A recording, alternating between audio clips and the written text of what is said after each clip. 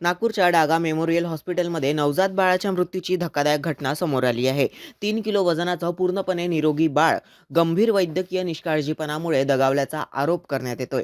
प्रसूतीसाठी दाखल करण्यात आलेल्या महिलेकडील बाळ गर्भात पूर्णपणे सुरक्षित होतं, मात्र प्रसूती दरम्यान योग्य वैद्यकीय निरीक्षण, आवश्यक उपकरणं आणि वेळेवर उपचार न मिळाल्याने बाळाची प्रकृती अचानक खालावली। प्रसूतीनंतर बाळाला तातडीचे व्हेंटिलेटर किंवा BIPAP सुविधा आवश्यक होती, पण रुग्णालयात त्या सुविधा उपलब्ध नसल्यामुळे बाळाचा दुर्दैवी मृत्यू झाल्याचं सांगितलं जात आहे। गंभीर बाब म्हणजे या घटनेच्या केवळ 3 दिवस आधी राज्याचे आरोग्यमंत्री प्रकाश आंबेडकर यांनी डागा रुग्णालयाची पाहणी केली होती।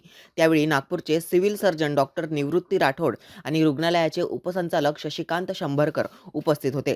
तरीही नवजात अतिदक्षता सुविधा अपुऱ्याच असल्याचं या घटनेमुळे उघड झालं आहे। या प्रकारामुळे सार्वजनिक आरोग्य व्यवस्थेवर गंभीर प्रश्नचिन्ह निर्माण झालं आहे। दरम्यान या प्रकरणात वंचित बहुजन आघाडीचे शहराध्यक्ष मंगेश वानखेडे यांनी तीव्र संताप व्यक्त केला आहे। हा मृत्यू संस्थात्मक निष्काळजीपणातून झालेला खून असल्याचं त्यांनी म्हटलं आहे।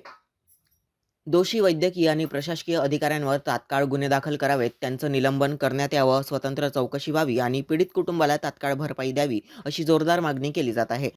मी वंचित बहुजन आघाडीचे शहर सचिव रितेश लोणारे। आज पुन्हा शासनाच्या निष्काळजीपणाने एक पुन्हा लहान बळी गेला।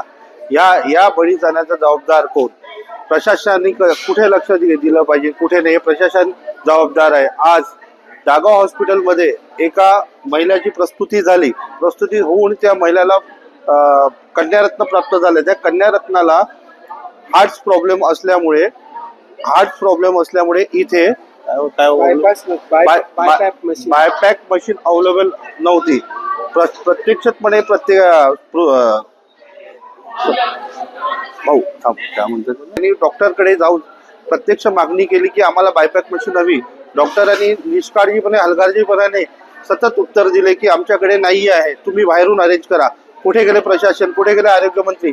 आताच नुकत्याच अधिवेशन झालेल्या 3 दिवसापूर्वी प्रकाश आंबेडकर साहेब इथे येऊन व्हिजिट करून गेले, पण शासनाने इथे कुठेच लक्ष देत नाहीये। आंबेडकर साहेब कशासाठी आले होते? तुम्ही इथे टेंडर्स वाटायला आले होते की पैसे घ्यायला आले होते?